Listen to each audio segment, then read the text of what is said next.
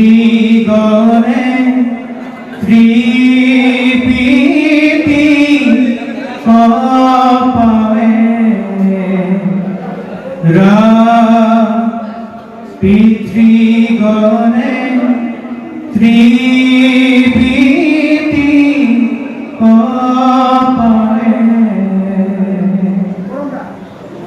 সেহি শেষ কলে শাস্ত্ৰ পঢ়িলে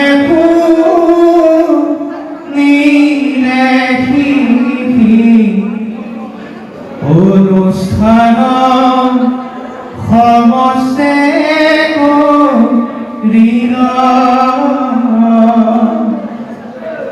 নিৰাশাই স্বৰ কৃষ্ণ তাহাক মুখ ভুল আশা গজি জলে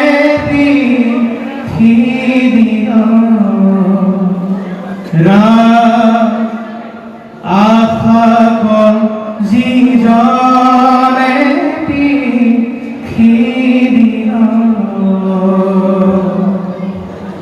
হে অপবিত্ৰ যিটো আতি পবিত্ৰ হোৱাজনী সমস্তে অৱস্থা চেপয়া কমল সনজিতু ভুৱনে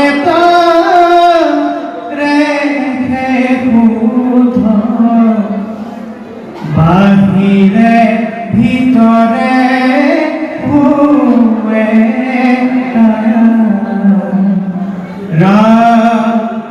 বাহিৰে ভিতৰে কৃষ্ণ কৃষ্ণ কৃষ্ণ জয় গুৰুশংকৰ সমস্তজনৰ শ্ৰীচৰণত সেৱা কৰিছোঁ। আজি এটা বিশেষ দিন। মহাপুৰুষ মাধৱদেৱৰ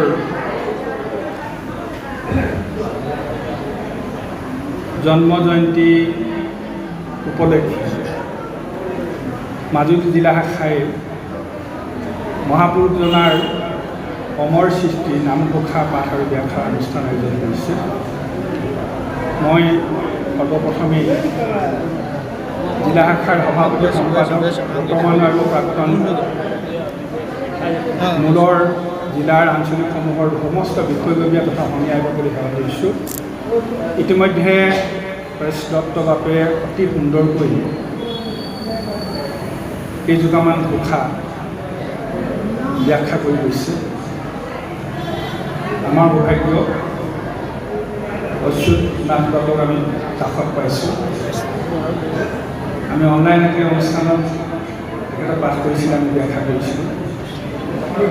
তাৰপিছত এনেধৰণে শাৰীৰিক সান্নিধ্য পোৱা নাছিলোঁ।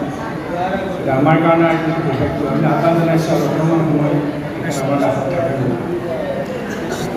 আমি বহল কৰিব খোজা নাই, কেইজোপামান ঘোষা আলাপ হ'লে ভাল, কিন্তু সকলোৰে প্ৰতি আহ্বান জনাইছোঁ,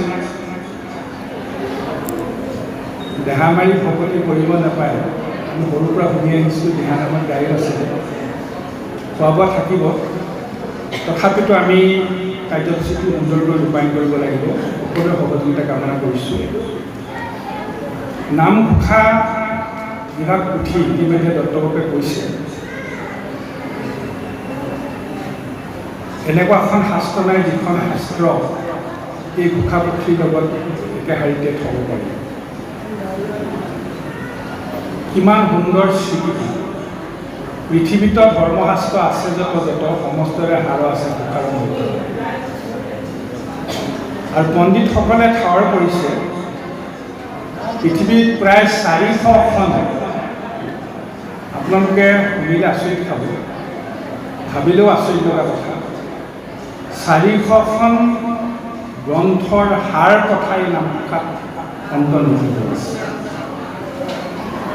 আৰু ইতিমধ্যে দত্তবাপে কোৱা কথাকে আমি শুনিছোঁ যে মহাপুৰুষে নিজে স্বীকাৰ কৰি গৈছে যে মই গুৰু সেৱা কৰি যি ভক্তি তত্ত্ব পালোঁ, গুৰু উপদেশে মই যিখিনি জ্ঞান পালোঁ, শাস্ত্ৰ অধ্যয়ন কৰি মই যিমানখিনি পালোঁ, জীৱনজোৰা সাধনাৰে মই যিমানখিনি অভিজ্ঞতা পাবলৈ, সকলোখিনি মই ঘোষাত নিবন্ধ কৰিছোঁ। এই মহাপুৰুষ মাধৱদেৱৰ নাম ঘোষাত ডক্টৰ বাণীকান্ত কাকতিয়ে এটা সুন্দৰ অভিধান দি গৈছে। ই আমাৰ মাধৱদেৱৰে নহয়, মহাপ্ৰাস্থানিক গীত। আপোনালোকে সকলোৱে জানে, জন্ম হ'লে মৃত্যু অনিবাৰ্য, দেহৰ মৃত্যু হয়, আত্মাৰ মৃত্যু নহয়। আৰু সমস্ত জীৱ ভগৱতৰ অংশ, তোমাৰ এটা অংশ আমি যতনিত যাওঁ। তোমাৰ মায়েৰে প্ৰভু নুশুনে, বেদস্তুতিত আমি গাই থাকোঁ। সমস্তৰে আত্মা প্ৰভু ভগৱন্ত সবাৰে জ্ঞাত কৰি চোতাৰে আচন্ত। কীট পতংগ, উৰণ উৰণ গজন ভ্ৰমণ, গছ গছনি লৈকে 4 মুঠি জীৱৰ হৃদয়ত ভগৱন্ত নিৰ্বাস কৰি থাকে। এতিয়া কথা হ'ল, অন্যান্য প্ৰাণীবিলাকে এই মহাপ্ৰাস্থানিক গীত কি বস্তু বুজি নাপায়। আমি কেনেকৈ মহাপ্ৰস্থান কৰিব লাগে সেই সাৰ কথা অন্যান্য প্ৰাণীবিলাকৰ চিন্তনত নাই। তেওঁলোকৰ বিজ্ঞানময় কোনোৱেই নাই। তেওঁলোকে কেনেকৈ ভাবিব, তেওঁলোকে কেনেকৈ চিন্তা কৰিব, তেওঁলোকৰ বিজ্ঞানময় কোনোৱেই নাই, চিন্তা কৰিবলৈ শক্তিটোৱে নাই। তেওঁলোকৰ মন আছে, কিন্তু মনটো মনন কৰিব নোৱাৰে, কাৰণ তেওঁলোকৰ বিজ্ঞানময় এইখিনি বহল কথা। মনুষ্যৰ জন্ম সবাহতে শ্ৰেষ্ঠ আছে দিব্য জ্ঞান পায়, পৰম মংগল শৰীৰ নামক সততে ফুৰিব পাৰে।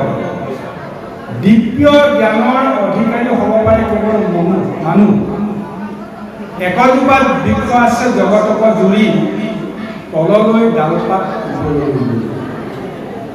এই মানুহৰূপী গছজোপা, বৃক্ষজোপা, ডালপাতটো তললৈ আছে, গুৰিটো ওপৰলৈ আছে। অৰ্থাৎ এই মস্তিষ্ক, বিবেকী চিন্তা, মন মগজু আমি লাভ কৰিছোঁ। ভগৱন্তই আমাক দিছে, কাৰণ তনু চিন্তামণি। আমাৰ নৰদেহাটো কোৱা হয় চিন্তামণি। চিন্তামণি শব্দটোৰ অৰ্থটো বৰ গভীৰ। চিন্তা কৰিব পৰা ক্ষমতা, কৰ্ষণ কৰিব পৰা ক্ষমতা, সাধনা কৰিব পৰা ক্ষমতা যাৰ আছে, লব্ধে মানসীজনী জ্ঞান বিজ্ঞান সম্ভৱ। এতিয়া মই এই কথা দুখাৰে আৰম্ভ কৰিছোঁ। আপোনালোকে চাওক, আমি ইয়াতে কি পালোঁ, ইতিমধ্যে 5 অকণমান আগবাঢ়িলে। আমাৰ দত্তবাপে কেইজোপামান ঘোষা ব্যাখ্যা কৰি গ'ল, আৰু তাৰে কেইজোপামান থাকি গৈছে। যিটোজনে শুদ্ধভাৱে হৰিত শৰণলৈ হৰিক সুবিধ কৰি আছে, শৰীৰৰ প্ৰসাদে সেইটো বিষ্ণুৰ মুণ্ডত ভৰি দিয়া হৰি গুণ গায়া। প্ৰথম কথাটো চাওক, মই চমুকৈ ক'ব খুজিছোঁ, শেষৰ ভাগ চাওক। বিঘ্নিৰ মুণ্ডত ভৰি দিয়া হৰি গুণ গায়া নাচে।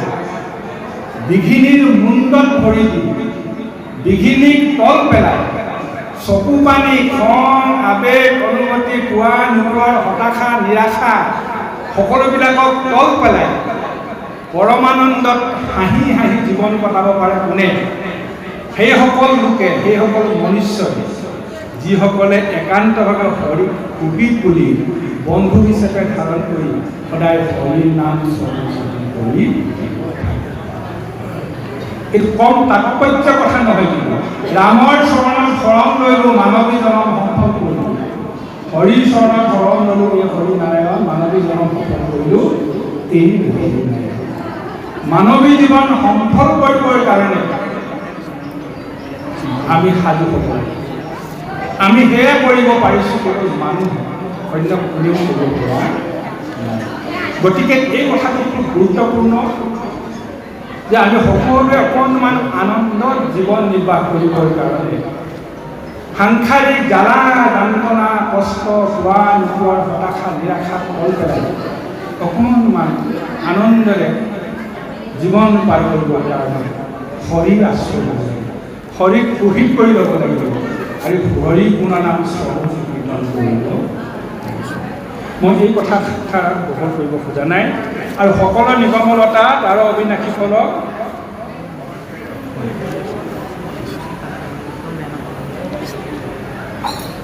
গতিকে এইখিনি চাওক, সকলো নিগম কল্পতৰু আমি সদায় গাই থাকোঁ। নিগম শব্দটো ইতিমধ্যে ব্যাখ্যাও হৈ গৈছে। নিগম শাস্ত্ৰ কাক কোৱা হয়? কৃষ্ণ ভগৱান স্বয়ং একৰ কৃষ্ণদেৱ কলিযুগহে ধৰিও তাহাৰ নাম। একমাত্ৰ ঈশ্বৰ জগতৰ ঈশ্বৰ এই পৰমাৰ্থ জানা চাৰিও বেদ। সমস্ত ধৰ্মৰ ৰাজা কৃষ্ণেহে ঈশ্বৰ, সমস্ত দেৱৰ ৰাজা কৃষ্ণেহে ঈশ্বৰ। অৰ্থাৎ সমস্ত দেৱতাৰ ভিতৰত ৰজা দেৱতা শ্ৰেষ্ঠ দেৱতা আছে কৃষ্ণ। আৰু এই কেৱল কৃষ্ণ গুণ নামক চৈতন্য কৰা, কৃষ্ণৰ গুণ বসনা, কৃষ্ণ কেন্দ্ৰিক, কৃষ্ণ স্বয়ং ঈশ্বৰ হিচাপে কেৱল এক দেৱ একবিনে নাই কেৱল এই তত্ত্বৰে অন্যান্য কোনো দেৱ দেৱতাক উপাসনা নকৰাকৈ এক ঈশ্বৰক স্তুতি বন্দনাৰে শ্ৰেষ্ঠত্ব প্ৰদান কৰি লিখা যিমানবোৰ শাস্ত্ৰ, সেই শাস্ত্ৰসমূহকে নিগম শাস্ত্ৰ বুলি কোৱা হয়। অৰ্থাৎ ঈশ্বৰৰ গুণ প্ৰকাশক শাস্ত্ৰ, য'ত কোনো অন্যান্য দেৱ দেৱতা অপদেৱতাৰ নাম উল্লেখ নাই। এই শাস্ত্ৰবিলাকে কাৰ কথা কৈছে?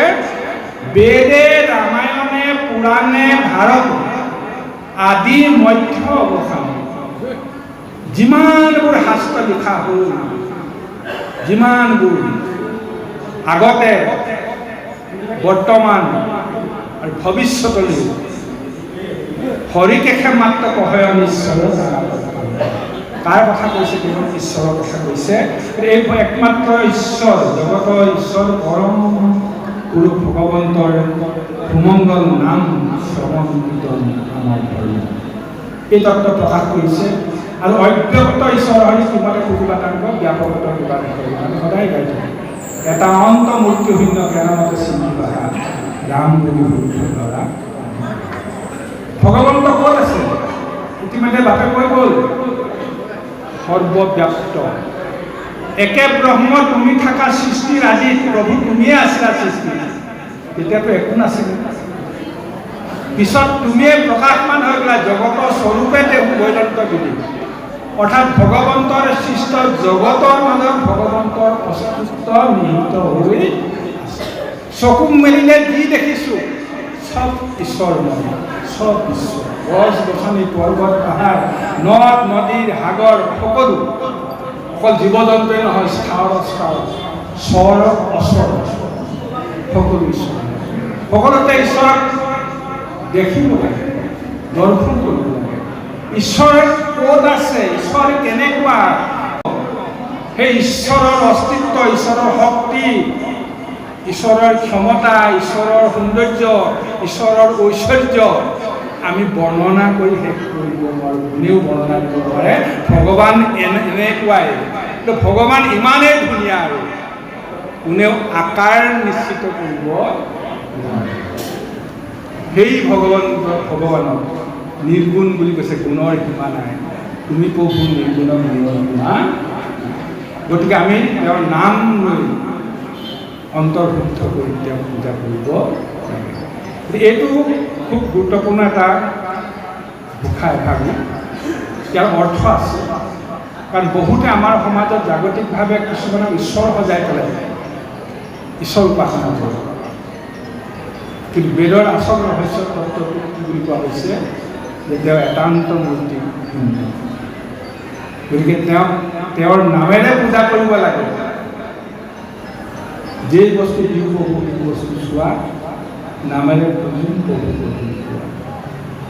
এই উপাসনা পদ্ধতিবিলাক আগম পন্থ, জ্ঞান মাৰ্গ, কৰ্ম মাৰ্গৰ সমস্ত পন্থক নস্যাৎ কৰি নিৰ্গুণ ব্ৰহ্মক হৃদয়ত ধাৰণ কৰি মুখে বোলা ৰাম নাম হৃদয় ধৰা গ'ল।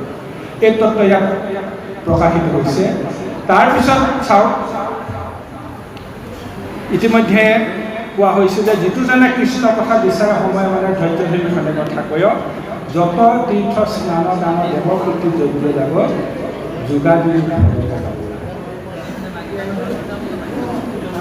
ঈশ্বৰৰ নাম যদি আমি একান্ত মনে গাওঁ, আমি তীৰ্থত ঈশ্বৰক বিচাৰি যাব নালাগে। গংগাত স্নান কৰি পেলাই আমি পুণ্য অৰ্জন কৰিব নালাগে। তীৰ্থ ভ্ৰমণ কৰি পুণ্য অৰ্জন কৰিব নালাগে। কোনো ব্ৰত পালন কৰিব নালাগে। কোনো দান যজ্ঞ পালন কৰিব নালাগে।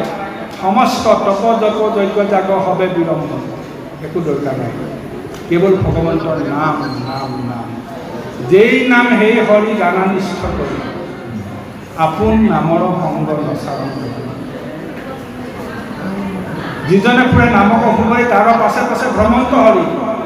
কোনে নাম গায়? ভগৱন্ত ভকতে। যথাৎ ভকত তথাৎ নাম, যথাৎ নাম তথাৎ হৰি। পৰমাৰ্থ তত্ত্ব লৰিব বিচাৰি। পৰমাৰ্থ ইমান সহজে বিচৰা বস্তু বা বিচাৰি পোৱা বস্তু নহয়। কিন্তু আমি মাত্ৰ এই কথাখিনি খুব পদবন্ধে অকণমান নিশ্চিত হ'ব লাগে যে তেওঁৰ নামতে সমস্ত পোৱা যায়। সমস্ত ধৰ্মৰ মজা কলিত নামেহে ৰাজা। গতিকে সমস্ত ধৰ্মৰ ৰাজা জানা হৰি নাম, জানিয়া সমস্তে ডাকি বোলা ৰাম। এয়া হৈছে পৰমাৰ্থ। এই তত্ত্ব প্ৰকাশিত হৈছে। তাৰপিছত চাওক, যাৰ পুত্ৰ হবে ঐত হৰিত হৰণলয়া, হৰিৰ গুণ গাৰে শুদ্ধ ভাৱে। দধি দুগ্ধ গীতমধু নদীৰ জলকবিয়া পিতৃগণে ডিঙি দিব পাৰে। এটা বিশেষ পটভূমিত ৰচিত এভাগ ভাষা। ইয়াৰ যোগেদি কিবা এটা আমাক ক'ব খুজিছে, কিবা এটা দিব খুজিছে, কিবা এটা সংবিধান দিব খুজিছে। পিতৃ আমাৰ দেউতা, ককা দেউতা, আজু ককা। গৈ থাকিলে আমি পাওঁ পৰম পিতা গুণ ঈশ্বৰ। আমি ঈশ্বৰৰ অংশ। মনু অপত্য মা নৱ। কথাখিনি অলপ ভাবিব লগা। ভগৱন্তৰ সৃষ্টি কৰিবৰ কাৰণে তিনি ভাগ হৈ গ'ল। সতৰ ৰজতম তিনি গুণ। ৰজগুণে ব্ৰহ্মাৰূপে সদাচৰাচৰ, শতগুণে বিষ্ণুৰূপে পালা নিৰন্তৰ। তমগুণে ৰুদ্ৰৰূপে সৃষ্টি সংহাৰন্ত, তিনি গুণে তিনি মূৰ্তি একে ভগৱন্ত। অৰ্থাৎ সতৰ ৰজ তম তিনি গুণৰ মাজত তিনি ভাগ বিভক্ত হৈ পেলাই কিবা এটা ত্ৰিভুজ, তিনিডাল ৰেখা বা ৰেখাখণ্ড এটা ত্ৰিভুজ অংকন কৰাৰ দৰে ভগৱন্তই এই সৃষ্টিখন ৰচনা কৰিলে সতৰ ৰজ তম তিনি গুণৰ যোগেদি। এতিয়া কথাটো হৈছে নিৰ্গুণ ব্ৰহ্মৰ এই তিনি গুণৰ তিনি অৱতাৰ। গতিকে ব্ৰহ্মাৰূপে সদাচৰাচৰ। গতিকে ব্ৰহ্মাৰ চলাচৰ স্বজন কৰিবলৈ যাওঁতে প্ৰথম আহি গ'ল মনু। আৰু মনু পৰা আমাৰ এই মানৱ জাতি সৃষ্টি কৰিলে। সেইকাৰণে মনু অপত্য মা নৱ, অৰ্থাৎ আমি সকলো মনুৰ সন্তান। কাৰণ মনুৱে কি কৰিলে, প্ৰথমখিনিত বিফল হ'ল, শেষত কি কৰিলেগৈ, সোঁফালৰ পৰা ব্ৰহ্মাই কি কৰিলে, সোঁফালৰ পৰা মনুক আৰু বাওঁফালৰ পৰা কি কৰিলে শতৰূপা। মনু আৰু শতৰূপাত এগৰাকী পুৰুষ আৰু এগৰাকী মহিলা আমি যদি জাগতিকভাৱে চাওঁ, সৃষ্টি কৰি পেলাই দুয়োৰে মাজতে বিয়াখন পাতি দিলে বোলে তোমালোকে সৃষ্টি কৰিব লাগে। আৰু মনু আৰু শতৰূপাৰ মাজত হোৱা বিবাহৰ ফলস্বৰূপে আমি মানৱ জাতি পৃথিৱীলৈ আহিলোঁ। এতিয়া এই কথাখিনি বৰ দূৰলৈ নাযাওঁ, বাপসকল চাওক। এতিয়া কথা হৈছে কি, পিতৃপুৰুষৰ স্বাৰ্থ নামত, পিতৃপুৰুষৰ সন্তুষ্টিৰ নামত, পিতৃপুৰুষক পিণ্ড দিয়াৰ নামত, উপৰিপুৰুষৰ উপাসনা বা সন্তুষ্টিৰ নামত, যি বুলিয়েই নকওঁ, বিভিন্ন ধৰণৰ কিছুমান নীতি নিয়ম আমাৰ সমাজত গঢ়ি আছে। এতিয়া এই কথাখিনি আপোনালোকে চাওক যে দধি দুগ্ধ ঘৃত মধু দি পিতৃদেৱতাক পিণ্ড দিব নালাগে। যদি একান্তভাৱে যদি তুমি ঈশ্বৰক অৰ্চন কৰি পেলাই যদি তুমি পানীকণো দিছা, তেতিয়াহ'লে সমস্ত পিতৃদেৱ ভগৱন্তলৈকে সন্তুষ্ট হয়। কেৱল তোমাৰ পিতা নহয়, তোমাৰ ককা নহয়, আজি ককা নহয়। অৰ্থাৎ সন্তান যদি ঈশ্বৰমুখী হয়, পিতৃ মাতৃয়ে আপোনা আপুনি পিণ্ড পায়। ঈশ্বৰক কি দি পুজিবা? ব্ৰহ্মাণ্ড দি পুজিলেও ঈশ্বৰ সন্তুষ্ট হ'ব নি? ব্ৰহ্মাণ্ড তেওঁতে নিহিত হৈ আছে। গতিকে ঘৃত মধু ভাল ভাল সোৱাদ লগা বস্তু ভগৱন্তই নাখায়, নিবিচাৰে।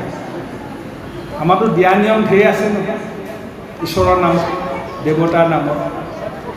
বোলে মইহে ঈশ্বৰৰ মুখ নকৰিব সেৱ, শংখ চাগ কাটি যিটো পূজে আন